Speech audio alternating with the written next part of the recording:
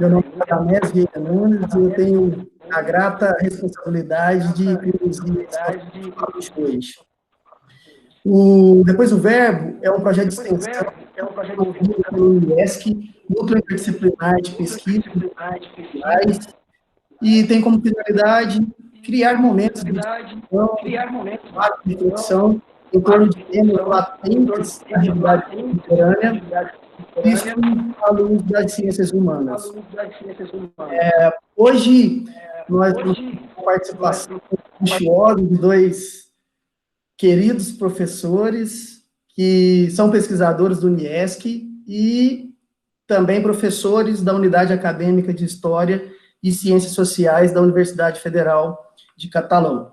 O professor Getúlio Nascentes da Cunha e o professor Ismar da Silva Costa. O professor Dr. Getúlio Nascentes da Cunha é mestre e doutor pela Universidade de Brasília e atualmente é o coordenador do curso de licenciatura em História da UFCAT. E vai falar conosco hoje sobre 1918, a outra pandemia. O professor Dr. Ismar da Silva Costa é mestre em História pela Universidade Federal de Uberlândia e doutor em História pela Universidade Federal de Goiás, e sua apresentação se intitula A Dimensão Simbólica do Coronavírus. Bem, são professores queridos aí, né, um papo de coordenadores. E cada professor terá aproximadamente 15 minutos para se apresentar. Após isso, teremos um debate. E você que está nos acompanhando aí ao vivo, pode deixar seu comentário, sua pergunta no chat, que os professores responderão ao final. Bem, então todos sejam bem-vindos e espero que tenhamos uma excelente noite de debate. Passo a palavra, então, para o professor Dr. Getúlio Nascentes da Cunha.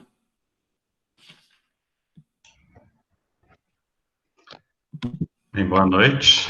Me pediram para falar um pouco sobre o que foi a epidemia de 1918.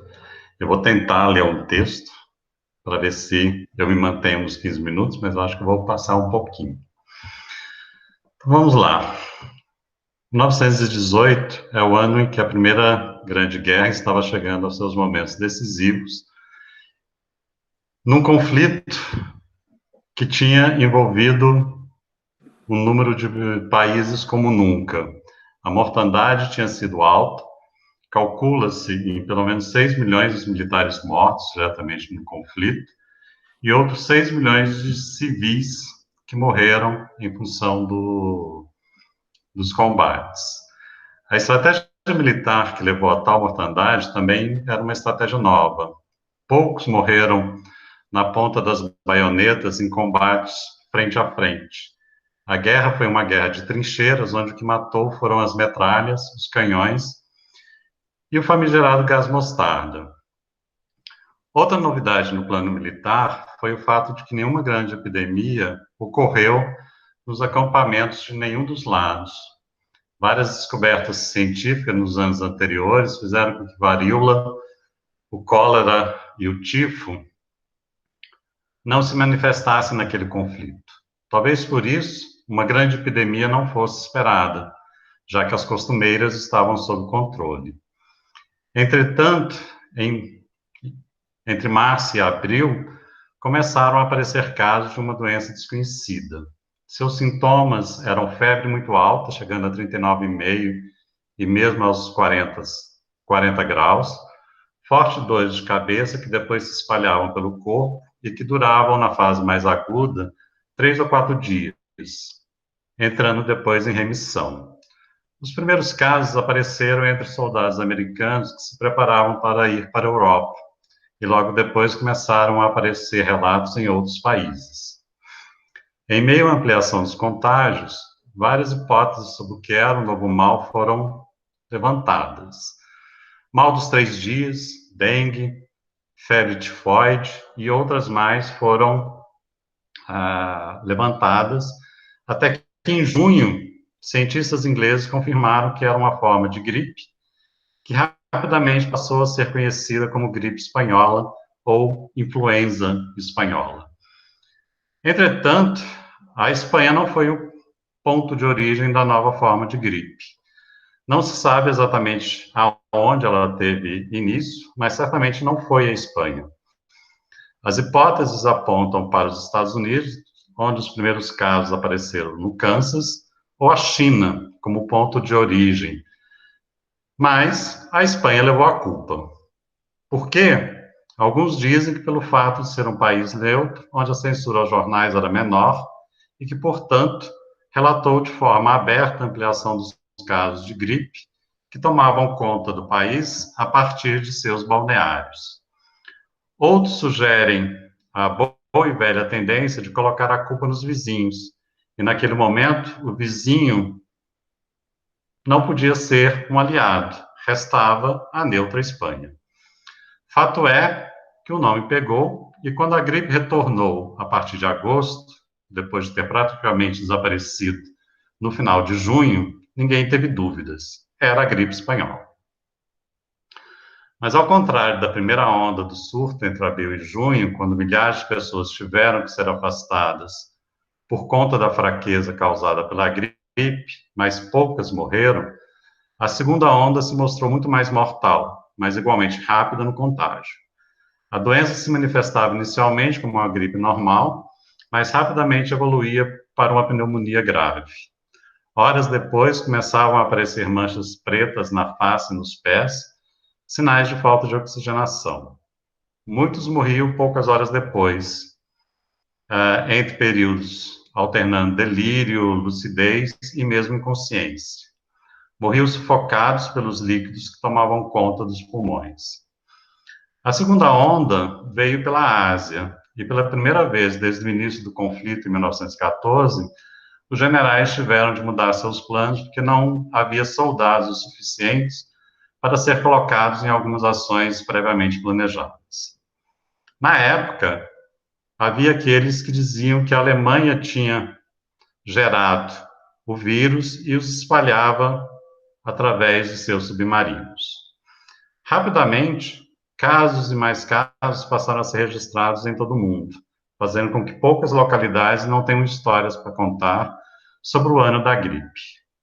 No Alasca, comunidades esquimós atingidas perderam até 90% de seus membros adultos.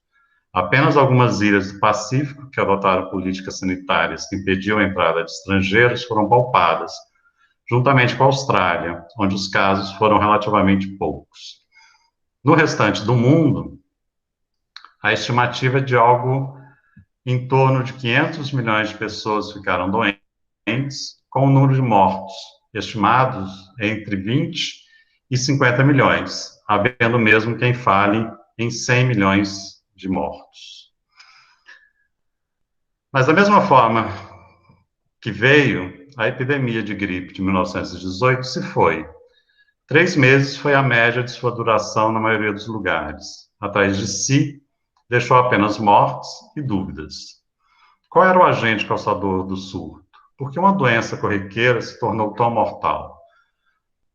Porque, ao contrário das gripes anuais, esta acabou atacando principalmente jovens saudáveis, entre 20 e 40 anos, juntamente com crianças até os 4 anos e idosos com mais de 75. Houve todo um esforço na época para desvendar qual patógeno estava por trás de tão grande mal. Cientistas tentaram, de todas as formas, isolar o elemento causador, mas, em razão das limitações técnicas da época, avançaram muito pouco. Basicamente, se determinou que o bacilo de Pfeiffer não era o causador da gripe, que seria um vírus.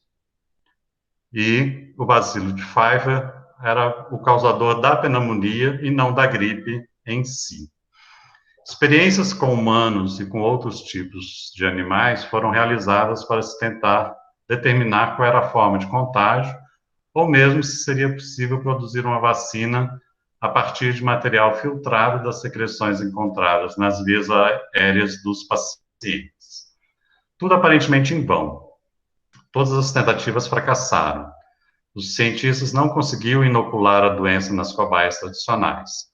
porcos, macacos, ratos, porquinhos da Índia, prisioneiros humanos, até que, enfim, o furão se mostrou suscetível à doença, confirmando que era realmente um vírus. Mas como o vírus não podia ser reproduzido e a pandemia, como veio, se foi, o mistério perdurou. Somente na década de 1990, com os desenvolvimentos da biologia molecular, foi possível se conhecer o vírus que causou a pandemia de 1918. Cientistas conseguiram isolar material genético do vírus morto a partir de material retirado dos pulmões de 2 soldados americanos mortos pela gripe e guardados num banco de material biológico mantido pelo governo americano. E também do pulmão de uma esquimó, enterrada em terreno que se manteve congelado até os anos 1990, permitindo a sua conservação. Hoje sabemos que o que causou a gripe de 1918 foi um vírus do tipo H1N1. No Brasil, aparentemente, não ocorreu a primeira onda, ou ela não foi identificada. O país acompanhou com preocupação as notícias que chegavam da Europa e que davam notícia do número crescente de pessoas que adoeciam ao longo do mês de abril. Preocupação que não se limitava à questão humanitária, mas também porque o país preparava, naquele momento, uma missão médica que seria enviada à Europa. Em guerra, né, com a Alemanha desde 1917, somente no final do conflito o Brasil resolveu enviar tropas.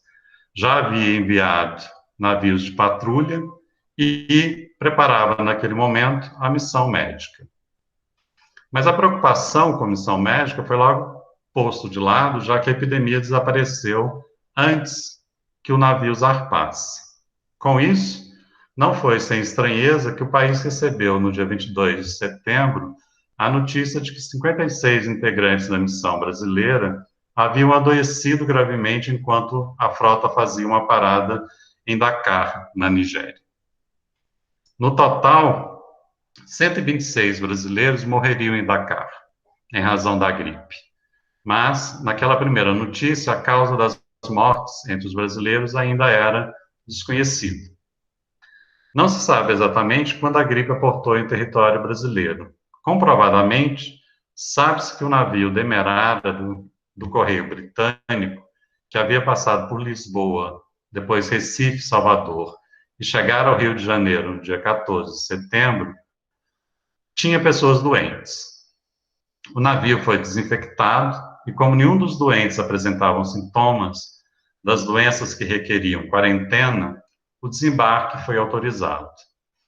Poucos dias depois, uma mulher que viajou no Demerara morreu no hospital da Gamboa. Rapidamente, outros casos começaram a aparecer, não só no Rio de Janeiro, mas também em Niterói. Salvador e Recife também noticiaram a presença da doença ainda no mês de setembro. O mal chegaria a São Paulo em outubro, levada por um time de futebol carioca. Era o início da epidemia no Brasil. O Brasil não tinha um sistema unificado de saúde ou mesmo de estatística naquele momento, sendo difícil calcular quantas pessoas morreram. Fala-se em algo entre 47 e 50 mil pessoas. No Rio de Janeiro, foram mais de 17 mil, com mais de 500 mil infectados, numa população, à época, de 960 mil. Em São Paulo, foram 5.400, com 100 mil doentes, numa população que beirava os 500 mil. Aqui também a doença seguiu um ciclo de cerca de 3 meses de duração. São Paulo, por exemplo, teve os primeiros casos no início de abril e decretou o fim das internações em 17 de dezembro. O Rio declarou o fim da epidemia no início de novembro, mesmo que alguns casos ainda ocorressem até perto do Carnaval. Na Bahia, os relatos de casos no interior do estado se prolongaram pelo ano de 1919, e assim deve ter ocorrido em outros estados, inclusive em Goiás, onde tem notícia ainda no mês de junho de 2019. A pergunta de por que não houve providência no sentido de impedir a chegada da gripe no Brasil com o fechamento dos portos Carlos Seidler, secretário de Saúde do governo Venceslau Braz, alegou que não havia razão para isso, já que era uma medida que traria problemas econômicos e a doença, inicialmente indefinida, não era nenhuma das com recomendações para quarentena. E ao se confirmar que era uma gripe, a conclusão foi de que era uma doença incontrolável, mas sem maiores consequências, né? No Rio, ela era conhecida como limpa velhos, né? Só atacava a população idosa. No Brasil, como no restante do mundo, não havia um medicamento capaz de combater a gripe, mesmo aquelas rotineiras. Mas aqui o que se notou foi uma mistura de coisas. A incapacidade das estruturas de saúde de oferecer o mínimo de atendimento à população, não havia médicos ou leitos o suficientes, né? Mesmo na cidade de São Paulo, em franco processo de enriquecimento, com o sistema de saúde mais estruturado e onde a epidemia chegou com algum atraso, o governo precisou contar com toda a solidariedade oferecida pela sociedade em suas diversas organizações. Essa falta de estrutura da saúde se misturava com velhas noções médicas e fazia com que uma das recomendações, né, de prevenção fosse a defumação das casas com sândalo ou eucalipto, né? Lembrando que a medicina anterior era pautada na ideia, né, da doença transmitida pelos cheiros. Então, a defumação seria uma forma de prevenção. Junto com a defumação, gargarejo com água e limão como forma de limpar a garganta. Nos pacientes com falência renal, a boa e velha sangria era o tratamento indicado, muitas vezes. Fórmulas mágicas capazes de curar todos os males eram anunciados em todos os jornais no momento em que esse tipo de propaganda era liberado. E, claro, limões, carne e galinhas tiveram seus consumos aumentados e os preços elevados, seguindo as boas velhas receitas das vovós. Como resultado da rápida expansão da doença, as cidades foram pouco a pouco se esvaziando por medo e também porque os serviços paravam por falta de pessoal. Mas antes de mais nada, foi a vida noturna a primeira a ser interrompida. Não porque aglomerava mais gente e o isolamento era indicado como forma de combate à doença, né? Mas sim pelo fato de que se acreditava que a friagem, né, o choque de temperatura entre interior e exterior, levava à gripe. Bem, isso não significa que o Brasil estivesse muito atrás dos demais países. Tanto em Manguinhos, no Rio de Janeiro, como no Butantã, em São Paulo, se fizeram esforços no sentido de se identificar a doença e de produção de uma vacina com os mesmos resultados negativos que ocorreram no restante do mundo. A grande questão não era permitir que os casos menos graves não evoluíssem para uma situação crítica, né? Já que, apesar de extremamente mortal, a doença tinha níveis diferentes de virulência. E o que ficou claro é que, mesmo nas cidades maiores, como Rio de Janeiro, São Paulo, Salvador, os bairros mais pobres, né, os bairros operários, sobretudo, foram os mais atingidos com os maiores índices de mortalidade. E isso se deveu, em grande parte, à falta de infraestrutura, né, para atender os doentes nessas regiões. Concretamente, a medicina tinha poucos recursos a oferecer. O remédio indicado para as gripes incluíam repouso, alimentação leve, já que não era recomendado sobrecarregar o aparelho digestivo, aconselhando inclusive algum tipo de purgativo, e para os casos mais graves, sal de quinino, produto recomendado no Brasil para todas as febres e que, infelizmente, faltou em muitos lugares. Tratamentos experimentais foram testados das mais diversas formas, sem nenhum sucesso.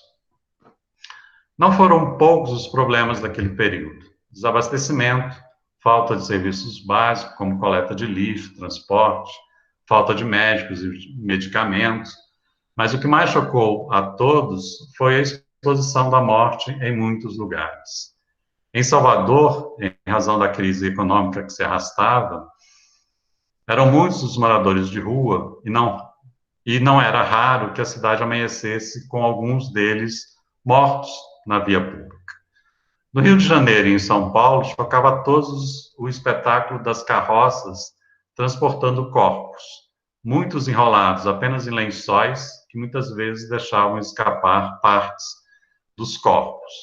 As mortes eram tantas que os caixões acabaram e não havia quem produzisse outros. Corpos se acumulavam nos hospitais e nos necrotérios. No Rio, os coveiros assustados entraram em greve, o que só piorou a situação. Em seu livro mais recente, Metrópole à Beira-Mar, Rui Castro cita um trecho das memórias de Pedro Nava, então uma criança morando na Tijuca. Ele estudava na época no Dom Pedro II, que teria visto na rua uma criança esfomeada chupando os peitos da mãe morta e já em decomposição. Cena talvez só pior do que a dos presidiários obrigados a trabalhar no lugar dos coveiros em greve, que curravam os cadáveres femininos mais frescos.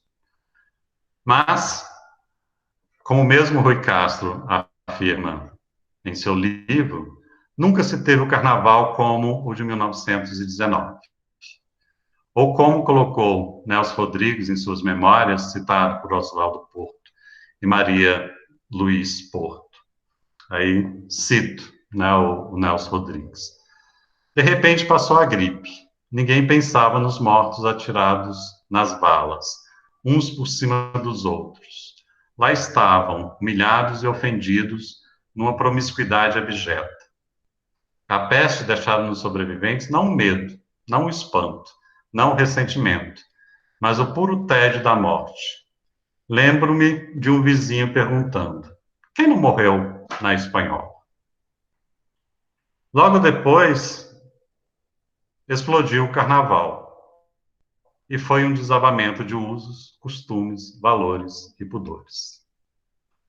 É isso. Obrigado.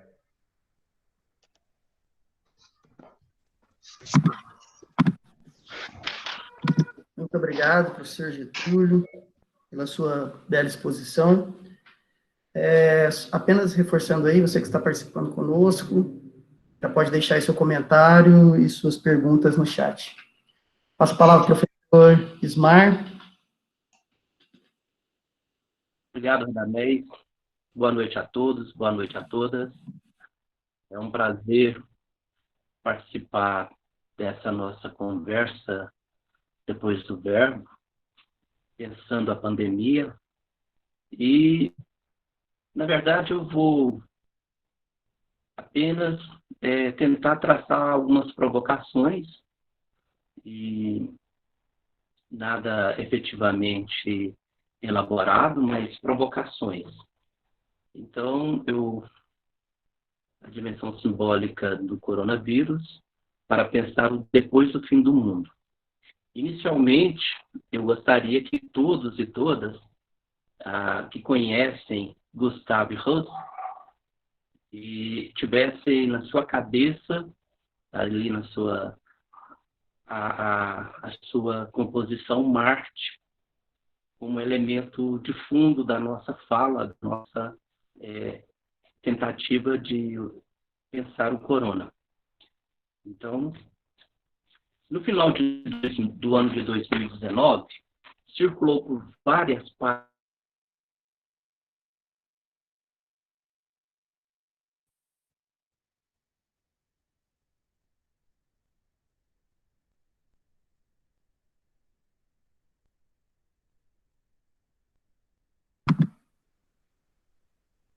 Sou eu que não estou ouvindo o Ismar. Não, ele travou. Travou. Tô ouvindo nada. Vamos aguardar o Ismar aí retornar.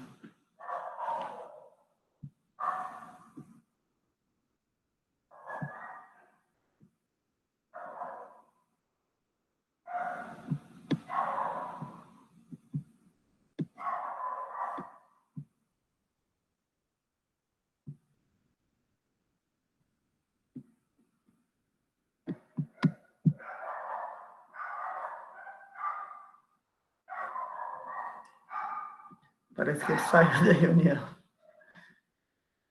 Vamos ver se ele deve estar voltando. Ele está em 2 aparelhos, ó. Podia voltar no outro. Eu acho que ele pode ficar só em um, É. porque talvez isso tenha alguma influência. Isso aí.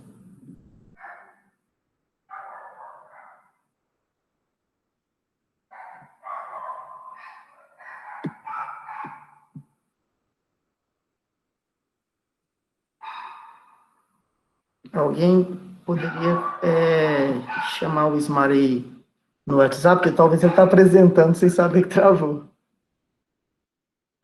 Eu estou chamando aqui, mas ele não retorna. Ele deve ter desligado o WhatsApp. Vamos ver. Eu vou tentar aqui, Radamés, eu vou tentar ligar para ele. Tá certo.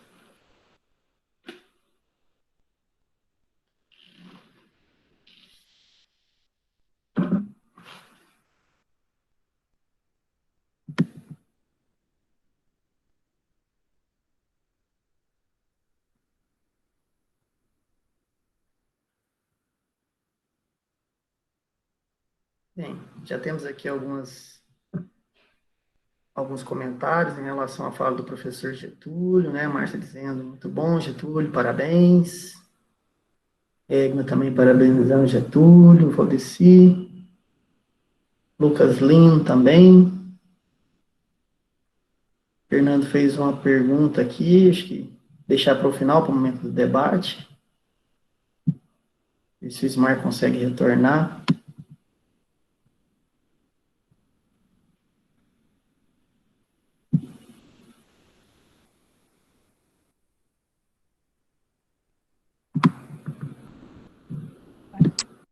Radamés, eu tentei ligar para ele, só que caiu na caixa de mensagem. Ah, tá. Eu acho que ele já deve ter tomado consciência de que caiu. Eu acho que sim, viu? Gente, ele deve estar falando sozinho. Até agora. Ele mandou mensagem para mim que está tentando voltar. Ele deve estar voltando. Desafios da tecnologia. Ou na falta dela, né? De uma boa internet que a gente tem aqui em Catalão. Exatamente. Ismar está participando. Voltou.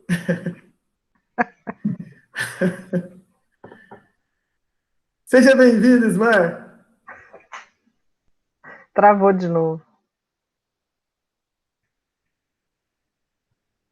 Estão me ouvindo? Agora sim.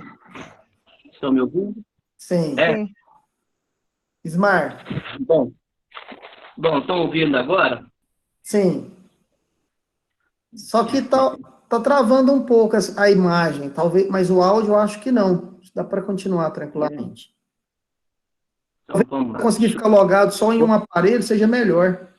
Ismar, você está gastando Eu estou pensando aqui, isso. Vamos lá, então. Você parou em 2019. Vou começar. No final do ano de 2019, circulou por várias páginas do aplicativo Facebook uma frase de uma música de Belchior que diz: ano passado eu morri, mas nesse ano eu não morro. Na tentativa de uma catarse política de deixar para trás todas as dificuldades em que o cenário da vida brasileira se desenrolou, entoamos esse verso como um mantra, e nos fez bem. Começamos 2022 já sabendo que, do outro lado do mundo, algo se movia com alto índice de letalidade, hospitais sendo construídos em toque de caixa, cidades tomadas por homens e mulheres usando máscaras, mas eles sempre foram de usar máscaras.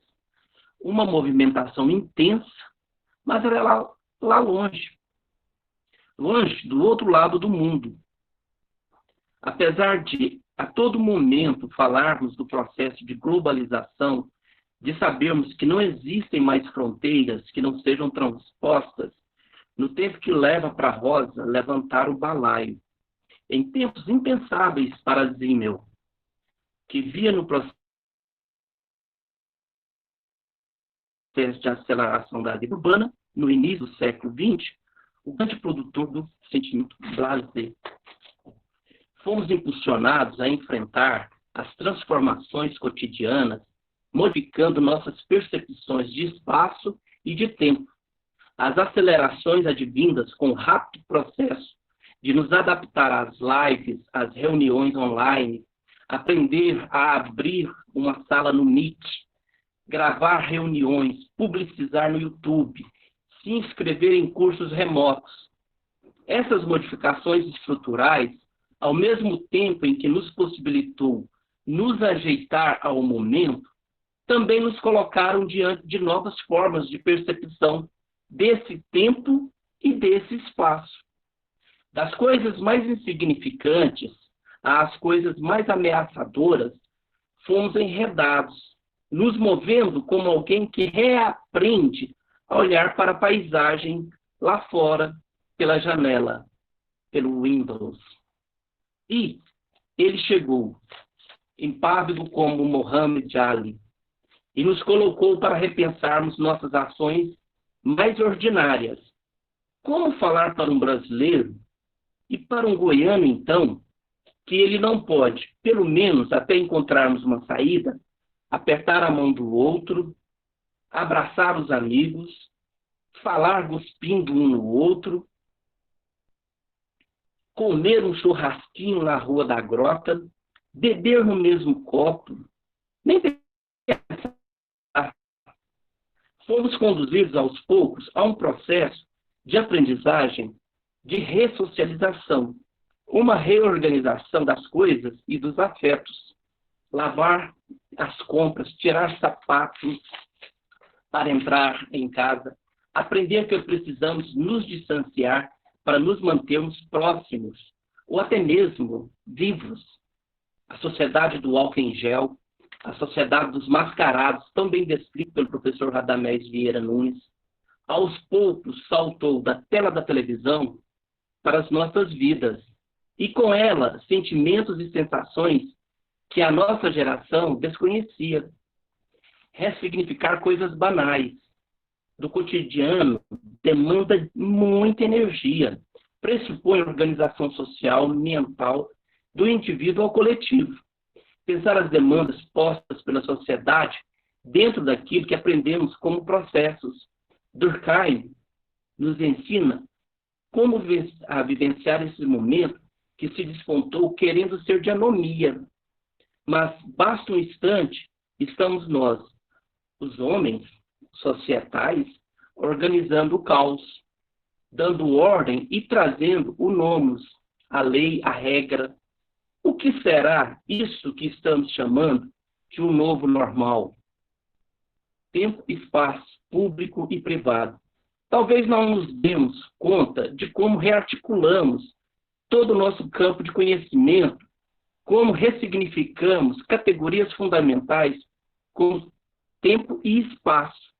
Essas categorias de entendimento humano, tão necessárias para nos localizarmos no mapa afetivo cognitivo em sociedade, são geradoras daquilo que nos humaniza e nos individualiza.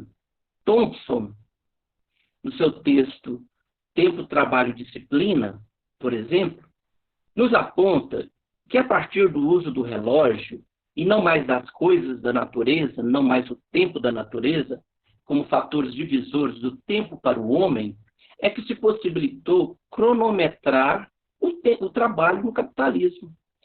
Se o tempo já foi mensurado, até pela duração de uma mijada, ou até mesmo pela duração de um Pai Nosso ou uma Ave Maria, agora ele tem hora, minuto, segundo. Ele tem ordem. As representações coletivas são essenciais para o funcionamento da sociedade. Sem elas, é impossível pensar a vida em grupo.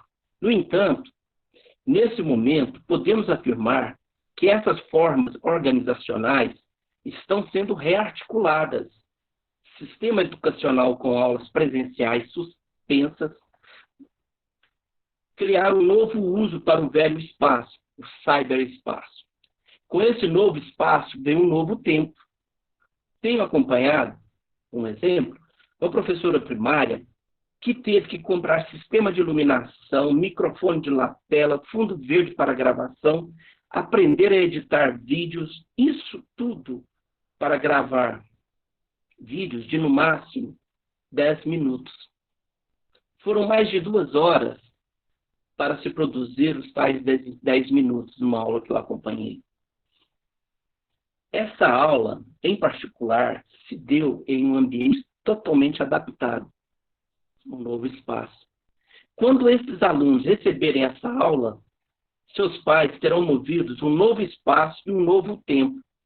Se Thompson nos alerta para as dimensões sociais do tempo, Evans Pritchard nos lembra de como, para os Nuyers, o tempo é mensurado pela natureza. O tempo da chuva, o tempo da seca, que produzem simultaneamente os espaços da aldeia e do acampamento. Nosso tempo estrutural tem sido regido pelas lives. Por meio dele, eu acompanho os espaços dos escritórios e salas dos meus amigos de trabalho. O quadro da artista plástica Suzy Vilas Boas ao fundo quando o Regma aparece, os livros da professora Márcia e do professor Valdeci, os chapéus de Radamés, os quadros de bares musicais de Rogério e a parede branca de Solazzi, que agora eu incluo a do Getúlio. Isso para dizer que sofremos um processo de inversão absoluto naquilo que Roberto da Mata nos coloca em A Casa e a Rua, como elementos espaciais criadores e fomentadores de distinção, se apresentam nesse momento como indistintos. Até aprendemos a dizer, estou em Hofs. Claro que essa quebra da rotina em nossas experiências também apresenta fatores disruptivos. Esquecemos microfones ligados que nos permitem ouvir sons estranhos. Esquecemos as câmeras ligadas que nos mostram mais do que necessário. Isso para afirmar que a casa é minha e ponto. Ponto final. Ponto final? Ponto e vírgula. Pois temos que todos os dias participar de reuniões, etc, etc, etc. Do ponto de vista da casa, nós estamos no privado. Mas, ao mesmo tempo, ao acessar o link que coloquei no espaço público, a live do NIESC, da UFCAT, etc. O extremamente público, universal. Amanhã, né, esse texto foi escrito um dia anterior a São João, ontem foi São Pedro, né, então, amanhã seria dia de São João, né? Faz uns bons 10 anos que eu ando pelas noites de São João, por Catalão, assistindo, participando das festas nos bairros, em especial no bairro Castelo Branco e outra festa no bairro Santa Terezinha. Canjica, quentão, doces, fogueiras e, claro, terço. Como São João, como São Pedro ontem, né? Amanhã será outro dia. Em seu livro Tempo de Plantar e Tempo de Colher, Carlos Rodrigues Brandão nos remete ao mundo das ruralidades, do tempo em que todos esperavam pelas festas de santo. Depois da colheita, tu ia cheia, marcar casamentos, pedir noivados. Aqui em Catalão, as paredes dos comércios sentiram a falta dos cartazes das festas de roça. Não tivemos a festa da Lapa, não teremos a festa de Trindade, não teremos a festa do Rosário. Para Goethe, o que quer que a religião seja, ela é provedora de sentidos e significados. Significados dos quais os indivíduos interpretam suas experiências, organizando assim as suas condutas. Essa é a importância de pensarmos nesse tempo do sagrado, em tempo de supressão da vida ordinária. Tenho conversado com alguns amigos que professam as religiões afro, e eles têm relatado como estão substituindo o espaço dos terreiros pelas estradas rurais e outros lugares para os seus cultos, os seus ritos. É nessa conformação dos homens às mudanças bruscas que buscamos compreender quais são esses sentidos.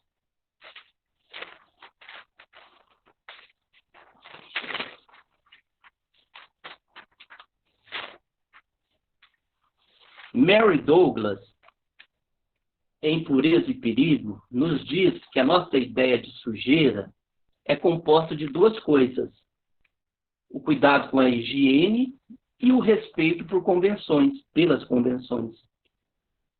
A relação é sempre ordem e desordem. Assim, para ela, onde há sujeira, há sistema. Por outro lado, Vigarello nos aponta que a ideia de limpeza, ou melhor, de higiene corporal, é recente na história do homem. O que aprendemos de modo acelerado com a presença do Covid-19, ou melhor, o que nos foi e é bombardeado a todo instante, são questões que suscitaram debates calorosos ao longo da história da humanidade. Nem sempre um corpo limpo foi sinônimo de corpo sadio. Nem sempre limpeza é sinal de cuidado. Medo. Mary Douglas afirma que o medo inibe a razão.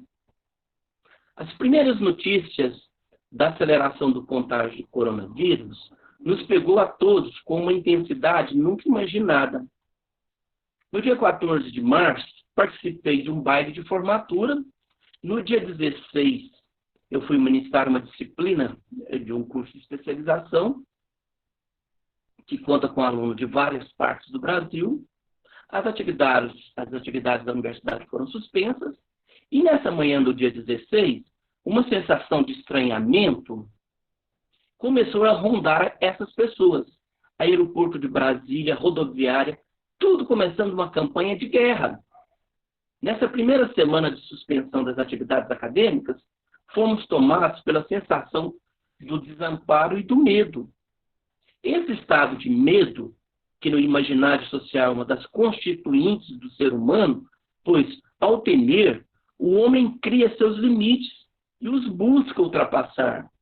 Hobbes já nos diz que ele é irmão gêmeo do medo. Se para ele o homem é o lobo do homem, podemos dizer que o meu medo é o medo do meu oponente. Mas temos que transformar isso para não nos paralisar. Assim, o medo de ir ao supermercado, o medo da praça, das ruas, enfim, o mesmo medo da multidão nos impeliu ao isolamento social. Até que alguém disse a frase: todos irão pegar esse vírus.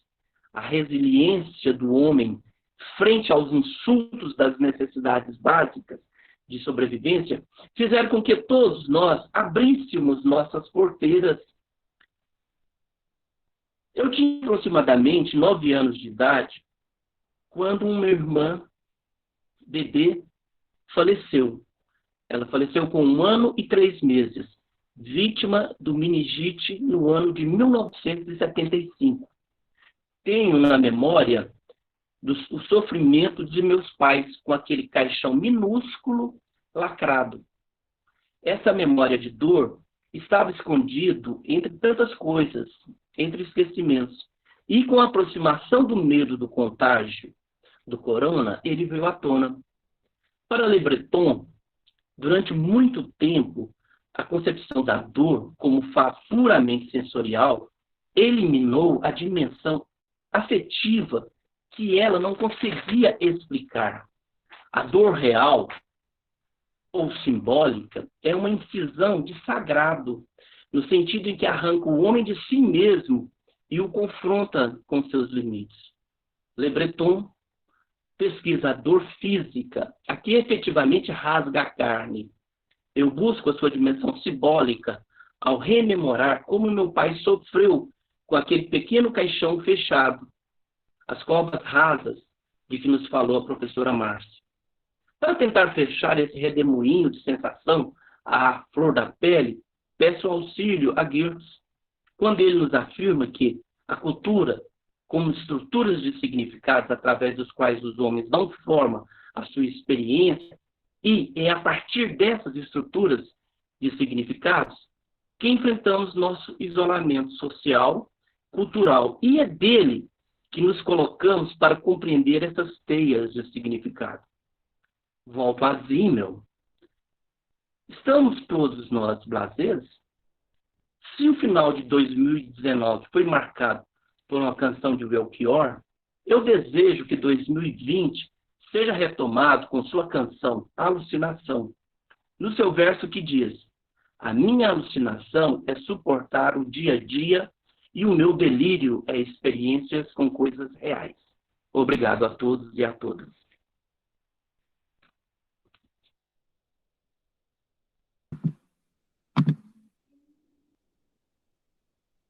Muito obrigado, professor Ismar. Não tinha maneira melhor de encerrar essa edição do Depois do Verbo, discutindo a pandemia. Excelentes apresentações, essas reflexões, né, de uma experiência histórica de uma outra pandemia que nos leva a comparações, e o Ismar falando esses novos sentidos, novos espaços, nova sensação de tempo. Não estou te ouvindo, Radamés. Ah, desculpa. Eu esqueci. Não está me ouvindo? Parece que meu microfone está ok. Só o Ismar, mais alguém? Não, estamos te ouvindo. Eu também. Só o Ismar. Acho que é só o Ismar, então, né? Bem, e essa fala do Ismar, demais, muito bom. Gostei muito e certamente não tem maneira melhor de encerrar essa última edição do Depois do Verbo, discutindo a pandemia. Já tem aqui algumas... quero agradecer aos professores, né? Muito obrigado aí pela preciosa colaboração para essa nossa noite. Já temos aqui algumas perguntas. O pessoal já se manifestou aqui.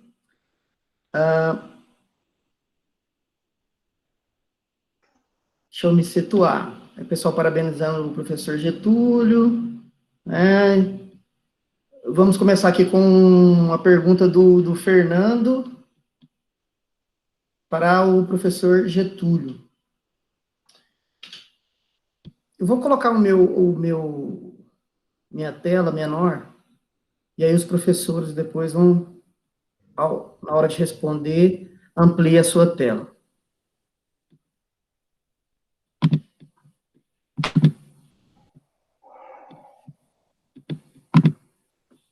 Professor Fernando, cadê? Fernando Cruz diz o seguinte, Getúlio: é possível traçar um paralelo entre a gripe espanhola de 1918 e Covid-19, no sentido das autoridades tratar as doenças com pouca preocupação? Em outras palavras, houve uma certa descrença e desvalorização, pelo menos no início da doença? É possível traçar um paralelo? É a mesma pergunta, né? Pergunta replicada. Ivan, parabenizando o professor Getúlio. Jaciele, é quase que impossível não fazer uma analogia da fala do Getúlio com o contexto que temos vivenciado.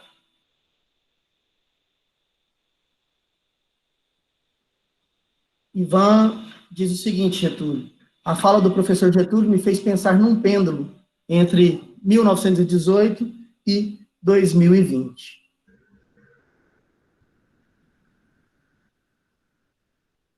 Ah,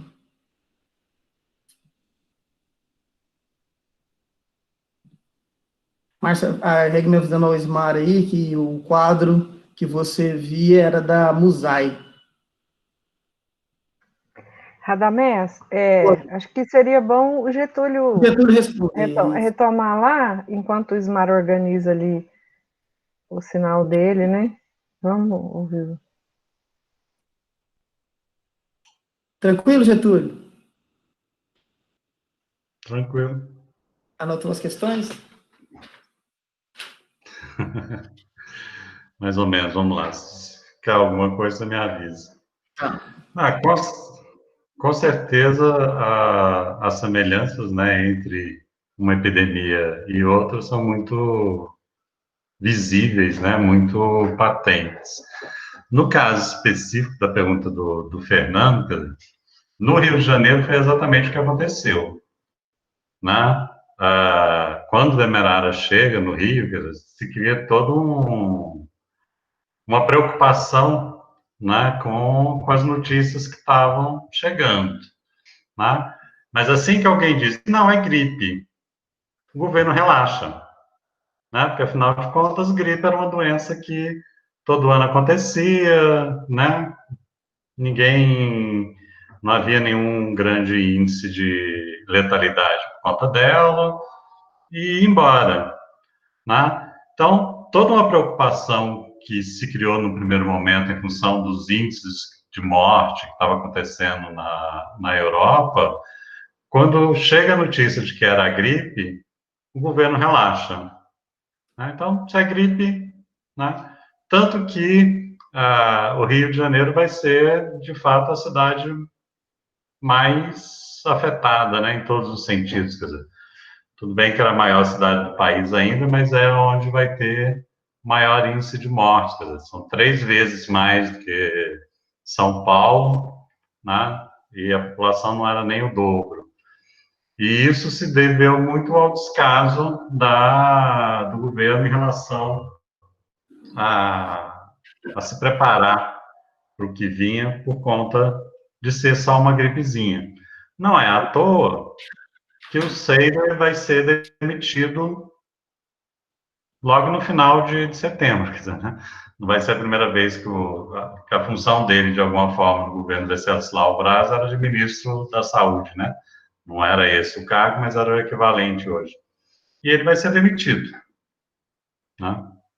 No final de setembro ele é demitido, por não ter preparado para a epidemia. Então, nesse sentido, é muito parecido, né, do descaso com as autoridades. E nos outros aspectos acaba sendo também, né, porque uma doença que no início você tem muito pouca informação sobre ela, então você não sabe exatamente o que fazer, né? Então isso não permite uma ação mais direta, né? A única ação que vai ser proposta na época que tinha efetividade é a questão do isolamento social, né? Que alguns lugares vão colocar. Eu acabei não falando no texto, mas, por exemplo, em Goiás, a gripe vai chegar na cidade de Goiás, que era a capital do estado na época, só no início de janeiro, né? Quando ela já estava se dissipando no restante do país, é quando aparecem os primeiros casos na cidade de Goiás. E uma das explicações para isso vai ser exatamente a tentativa de montar um corredor sanitário para que as pessoas não chegassem doentes até a cidade, né? Quer dizer, isolar e manter a doença afastada, que é o que o bom e velho isolamento social que é pregado até hoje, né? E que não vai ser muito valorizado no Brasil, né, naquele momento. E GCL comenta aqui, Márcia ficará sem o cartaz da festa desse ano, mas tem rodado nas redes sociais as festas privadas. Penso que as pessoas, em uma análise bem superficial, não deixou de celebrar a festa. As pessoas têm ressignificado, têm feito suas próprias festas e publicizado. Acho que é comentário aí, talvez, para o Ismar, né? Ismar, o pessoal está te parabenizando aqui, o Lucas Lindo, o Ivan Barroso, Valdeci, todos parabenizando aí por sua fala. Rogério, e aí Regman fez uma questão para os dois. Gostaria de perguntar ao Getúlio e ao Ismar sobre os processos de informação na gripe espanhola, na meningite nos anos da ditadura e o Covid hoje.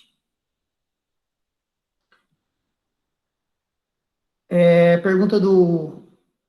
Aí, segura essa daí, eu vou fazer mais um, Ismar, tranquilo?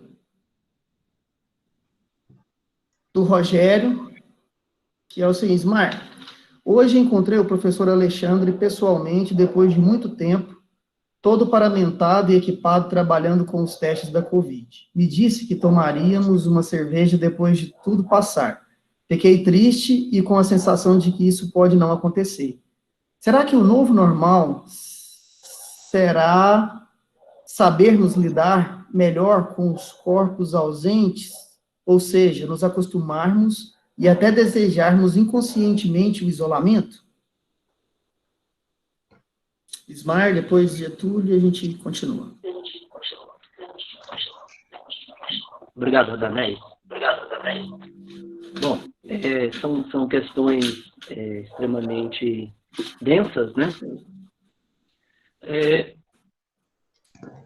Parece que nós estamos vivendo, parece que houve um curso intensivo de como o governo na ditadura militar tratou as doenças que assolaram a sociedade brasileira, né? Porque o processo de negação do surto, o processo de não notificar a população, tudo isso, a meningite, ela foi tratada como não existente, até que o governo da ditadura civil-militar se viu diante de pessoas morrendo, né? E por todos os cantos. Ela já não estava mais só nas grandes capitais, né? E houve uma força-tarefa do Exército, inclusive, Brasil afora, para vacinar a população, né? A temível vacina de revolvinho, né? Todo mundo deve ter passado por isso, né? Nós passamos por isso, a nossa geração. Radamés, não. Bom, Ismar, nesse caso, Regman, eu tomei vacina de revolvinho, sim, né? É um comparativo. Eu tomei a vacina, porque, sim, viu? há o mesmo processo.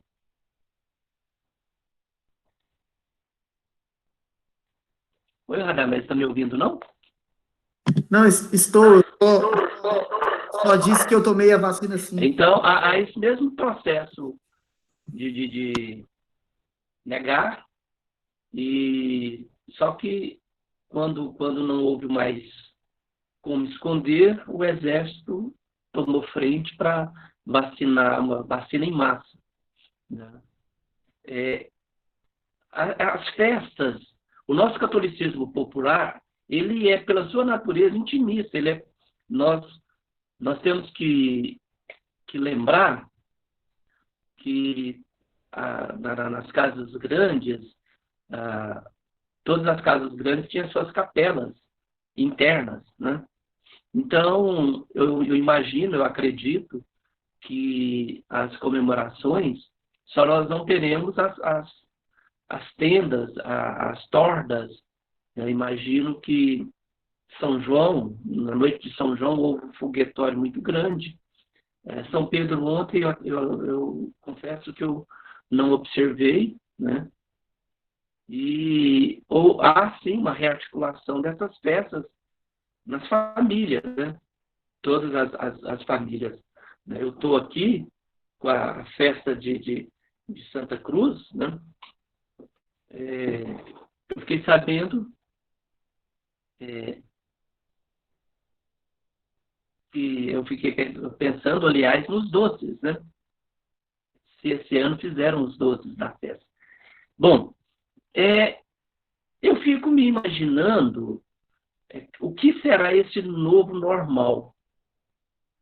Porque é tão confuso na nossa cabeça nos encontrarmos, não poder nos tocar, que nós somos uma sociedade do toque. O brasileiro, eu imagino que está sendo muito sofrido para todos não poder apertar a mão, não poder encostar, abraçar.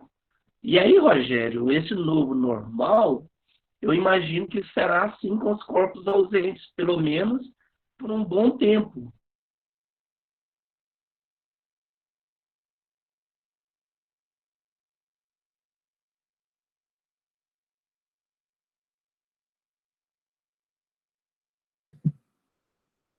Ismael parece que travou de novo. Enquanto ele destrava, eu respondo. Tá.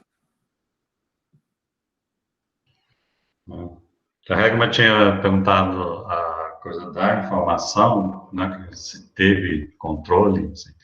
Na Europa, com certeza, teve, né, que inclusive é uma das justificativas que se dão para a Espanha ter levado a culpa, né, porque aparentemente foi o único país que divulgou concretamente os dados naquele momento na Europa. Né, da quantidade de pessoas que estavam morrendo, que estavam adoecendo, enquanto nos outros países não se falava nada, a Espanha deu publicidade, né, o que estava acontecendo nas suas cidades, principalmente no litoral. Né? Era início da primavera, então todo mundo doido por um solzinho, invadiram a Espanha, né, e os casos explodiram na Espanha e a imprensa espanhola noticiou ao contrário do restante do país. No caso do Brasil, no Rio de Janeiro, se chegou a ter uma proposta de não divulgação do número de mortos, né, que as pessoas diziam que você divulgar a quantidade de mortos aumentava o medo das pessoas e isso só piorava a situação. Mas essa proposta acabou não sendo aceita, né? Então não teve esse controle da forma como foi proposto. Né? E a divulgação continuou normal. Né? E, no geral, a imprensa noticiou no Brasil inteiro a questão pelo menos da presença da gripe, né?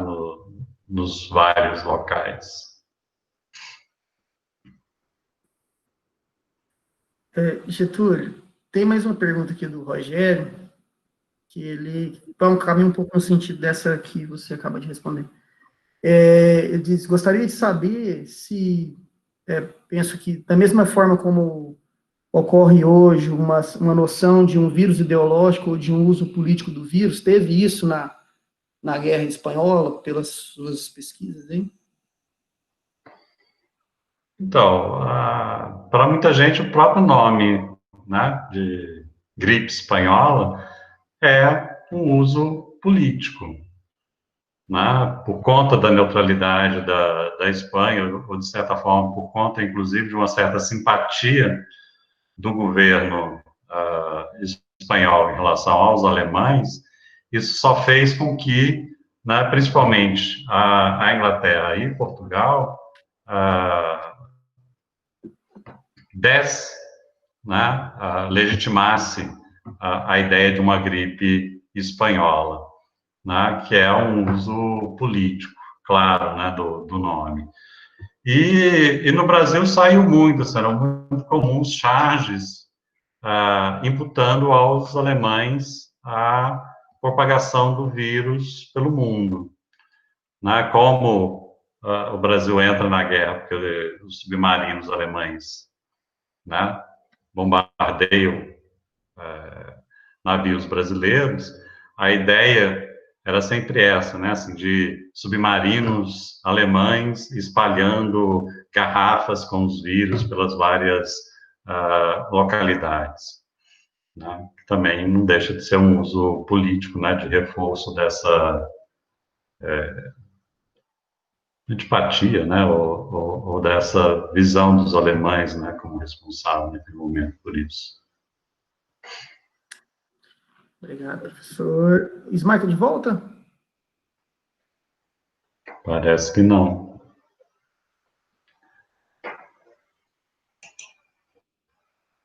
Parece que ele está aqui.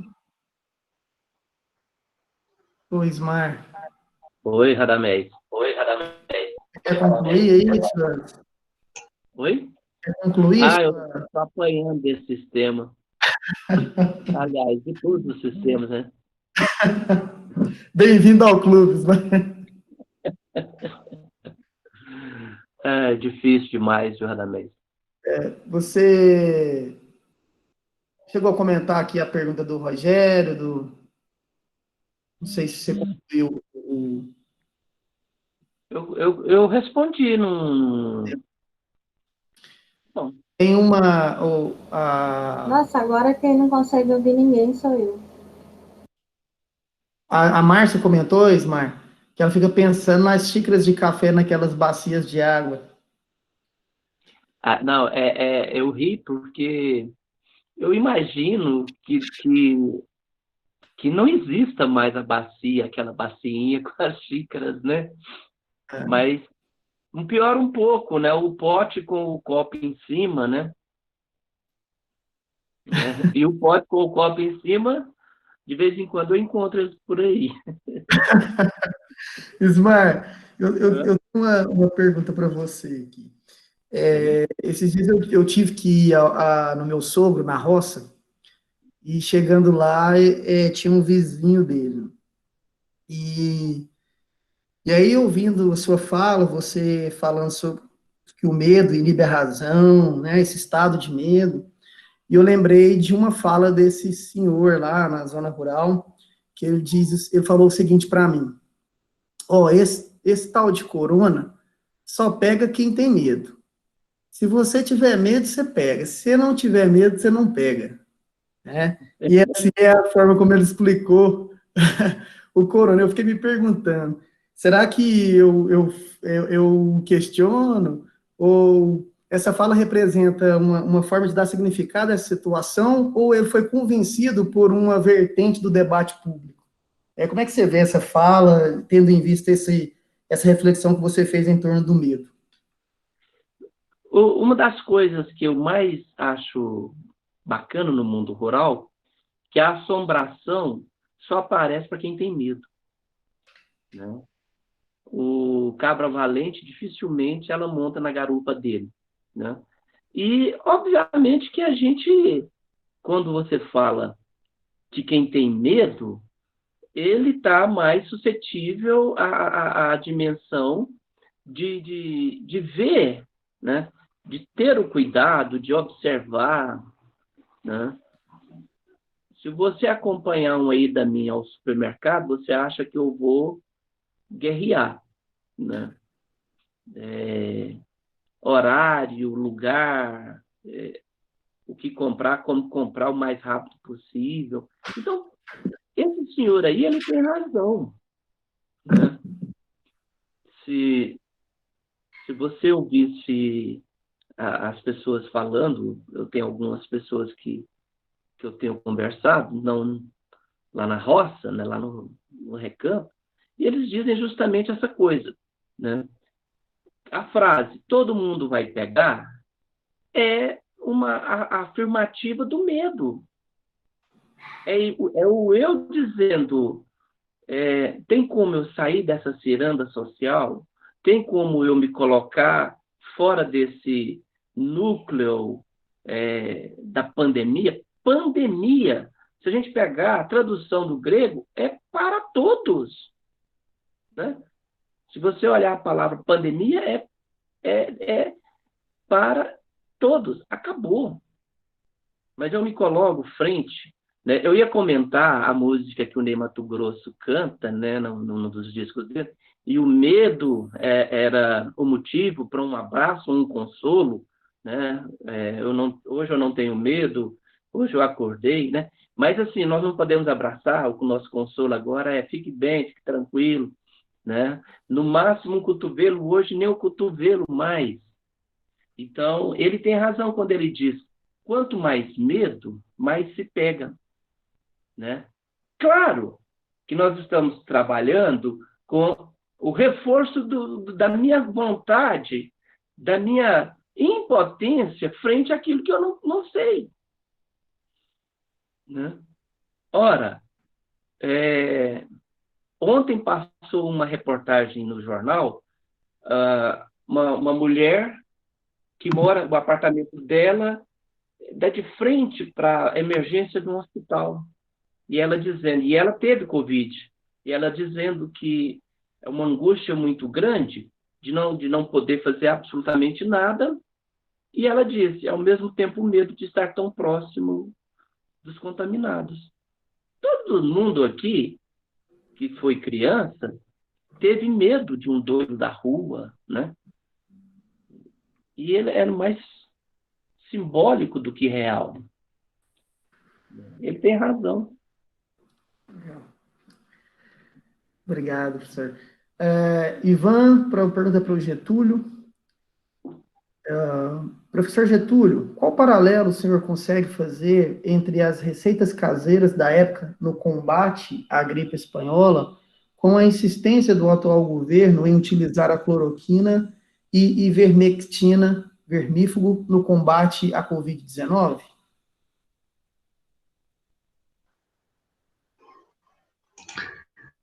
Eu não sei se tem exatamente paralelo, mas não sei se eu chamaria assim.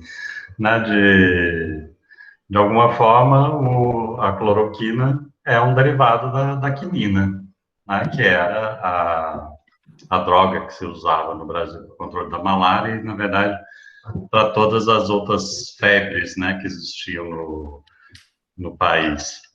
Né? Eu acho que tem uma diferença grande entre a miopia do governo atual, né, na insistência em relação ao tratamento que cientificamente foi comprovado como ineficaz, do que com relação ao momento em que você não tem muita informação científica e as pessoas se apegam às fórmulas tradicionais que eram usadas, né? Então, por mais que a eficácia seja igual, né, ou seja, praticamente nenhuma, né, elas estão baseadas em fontes completamente diferentes, né? Uma no conhecimento tradicional, né, no uso corriqueiro da canja de galinha, né, do repouso, essa coisa toda. E hoje, muito mais uma questão de negação, né, do conhecimento que vai se adquirindo, ou que foi se adquirindo ao longo do desenvolvimento da própria epidemia por parte do governo. Né? Então, apesar dos dois resultarem em praticamente o mesmo resultado, que é a não cura, né, eu acho que eles partem de princípios bem diferentes, né, de conhecimento, ou de razão, né, de ser.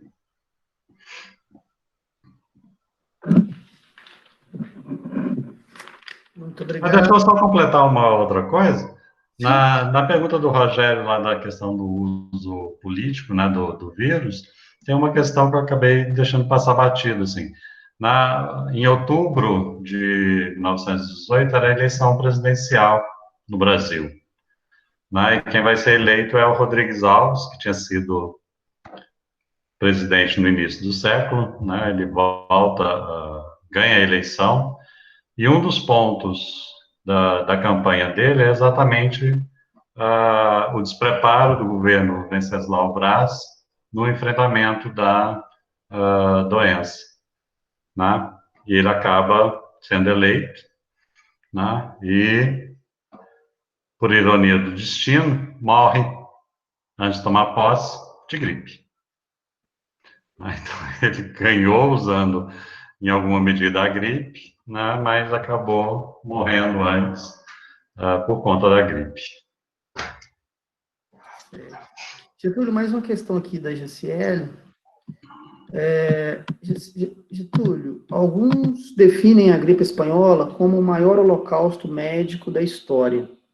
Me pergunto e te pergunto, historicamente, o que aprendemos com a gripe espanhola? Como pensar as ações de intervenção, os posicionamentos políticos e as nítidas intervenções da elite econômica? E aí eu emendo na pergunta dela, Getúlio, uma opinião sua sobre o que você achou da emergência dessa experiência histórica da gripe espanhola, que apareceu em diversos lugares, né, assim, alguns recortes de jornais, ou seja, o debate sobre essa experiência histórica foi retomada por vários motivos e de diferentes formas, por diferentes pessoas em diferentes espaços. Como você vê a emergência desse exemplo, né? Em muitas menções, foi tomada mesmo como um exemplo a seguir. Essa pergunta complicada, grande. Começar pela sua, assim. Não, eu acho que tem dois aspectos diferentes, assim. Eu acho que dentro, se a gente for pensar, né, no caso da historiografia, o interesse pela gripe espanhola não é algo novo. Né? Desde a década de 1990, que começa a crescer no Brasil o que a gente chama de história da saúde ou história da doença. Né? E as pessoas que trabalham com história das doenças no Brasil trabalham, em geral, tem muita gente, né, que trabalha com as epidemias. Né? Então, você tem muito trabalho sobre epidemia de vacina, epidemia de cólera, lepra, AIDS, né? Essas grandes doenças que atacam grupos grandes de pessoas. Né? E se a gente for olhar, a gripe é um tema recorrente dentro dessa seara, assim, né? Desse grupo que pesquisa essa história. Tanto que a gente deve ter, assim, que eu sei, né? A história da gripe no Rio, São Paulo, Bahia, Goiás, né? Tem uma dissertação de mestrado em Goiânia sobre o que foi a gripe em Goiás, Minas, Rio Grande do Sul, tem uma sobre Pelotas, outra sobre Porto Alegre. Você tem muito estudo local, né, sobre a epidemia em 18. Né? Então, é um tema que está nessa seara da historiografia, é um tema que sempre está presente, né? Não é exatamente uma novidade. Agora, na sociedade como um todo, eu acho que é natural a curiosidade pelo fato de ser a epidemia na mesma dimensão, né, mais próxima da gente. Né? A gente teve algumas outras ameaças de gripes, né, mais próximas que acabaram sendo controladas, mas a de 18 é a maior, né, mais próxima da gente. Então, eu acho que nessa situação, né, é natural que as pessoas tentem buscar, né, no passado, uma referência para tentar entender um pouco o que está acontecendo agora. Né? E aí o caso mais próximo, além, né, do fato de que, para alguns, é só uma gripezinha, né? Então nada mais normal que você vá na última grande gripe, que foi, né, a de 1918. Né? Agora, pergunta da Josiane, vou te contar, né? Daquelas. Sim. Eu tenho até... Repete aí, deixa eu ver. É tão comprido. Getúlio, alguns definem a gripe espanhola como o maior holocausto médico da história. Me pergunto e te pergunto, historicamente, historicamente, o que aprendemos com a gripe espanhola? Como pensar as ações de intervenção, os posicionamentos políticos e as nítidas intervenções da elite econômica? Tá. Vamos lá, assim, eu não sei se foi um holocausto médico, né? Porque eu não sei até que ponto que os médicos podiam fazer alguma coisa de mais concreto em relação ao que foi feito, né?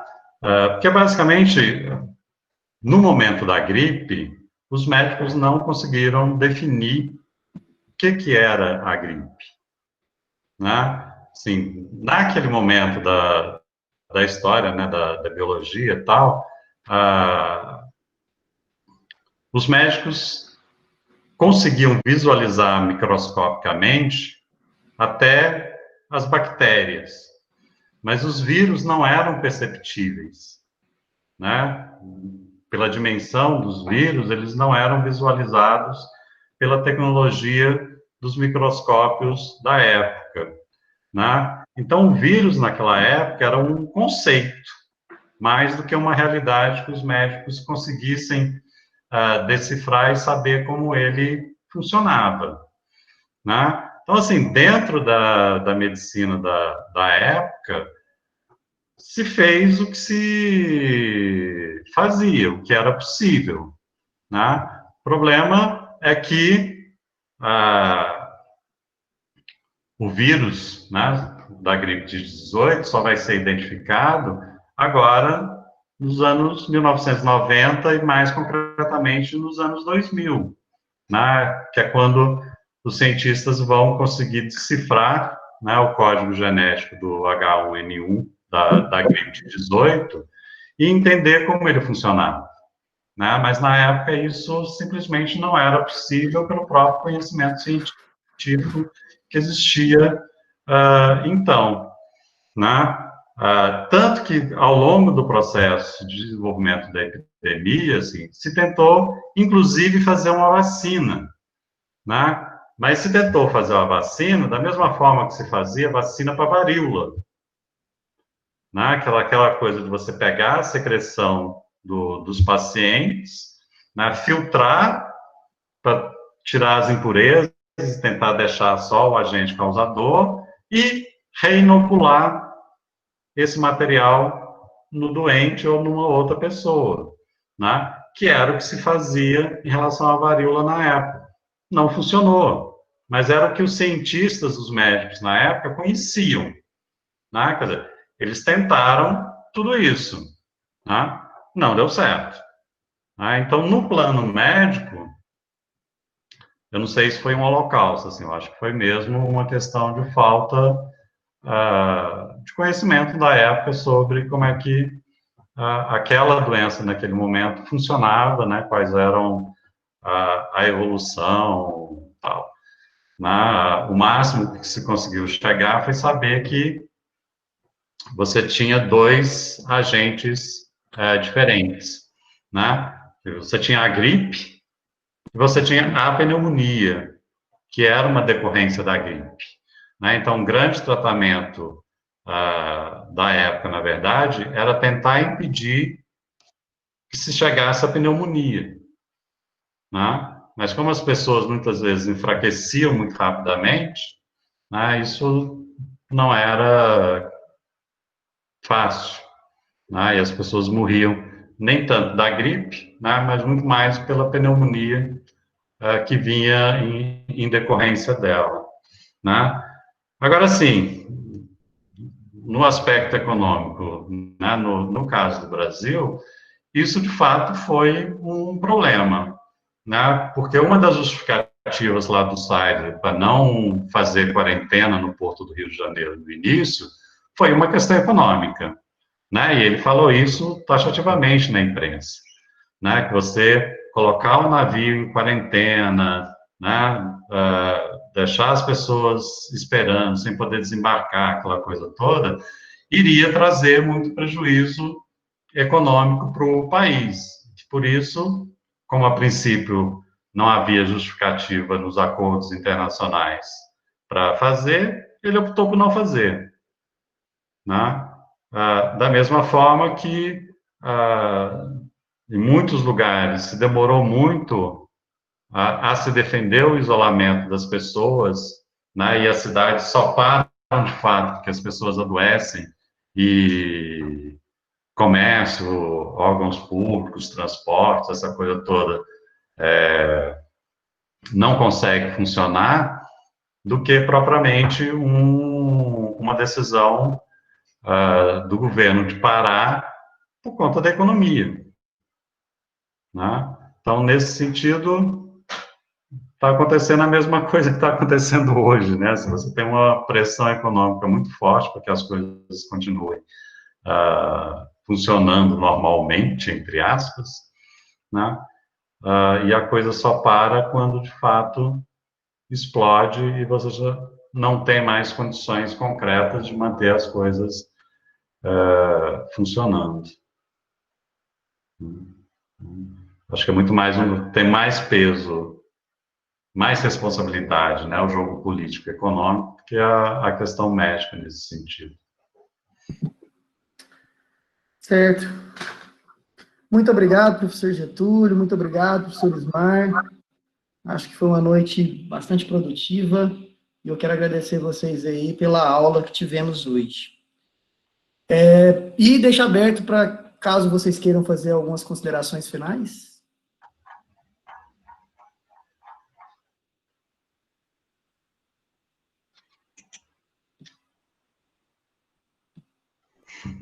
Bom, Radamés, eu quero agradecer você pela mediação dessa noite, agradecer aos amigos e às amigas que nos ouviram, nos prestigiaram, né, o Getúlio por participar nessa aula brilhante aí da história, né? E é isso. Continuemos depois do verbo.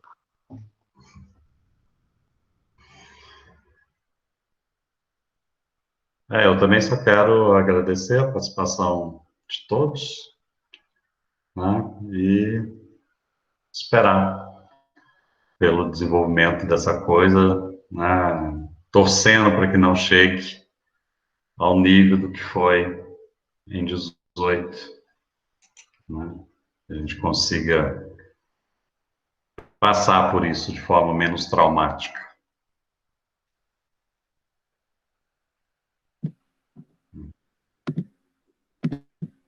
Valeu, então. Muito obrigado, professores. Obrigado a vocês que participaram conosco. Encerramos, então, nosso último encontro da primeira edição do Depois do Verbo, discutindo a pandemia. Outras edições do Depois do Verbo virão, com outros temas aí para o nosso debate. Você pode encontrar os outros encontros aqui no canal, no nosso canal, no canal do Uniesc. É o primeiro encontro que discutiu sobre feridas narcísicas, negacionismos e revisionismos em tempos de pandemia, com a professora Hegman. O Abecedário da Peleja, de Tereza Batista, com a Bexiga Negra, com o professor Valdeci. Tem também o segundo encontro, com a professora Márcia Pereira dos Santos, falando sobre covas coletivas e o apagamento dos rastros. Professor, esse que vos fala, discutindo sobre cidades mascaradas, vida urbana na era do álcool em gel.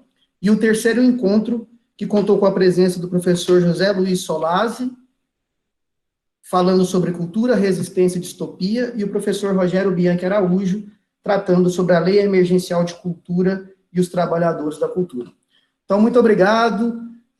O nosso canal está aberto aí para todos que se interessam por história, cultura e sociedade, e até a nossa próxima edição do Depois do Verbo. Abraço, boa noite.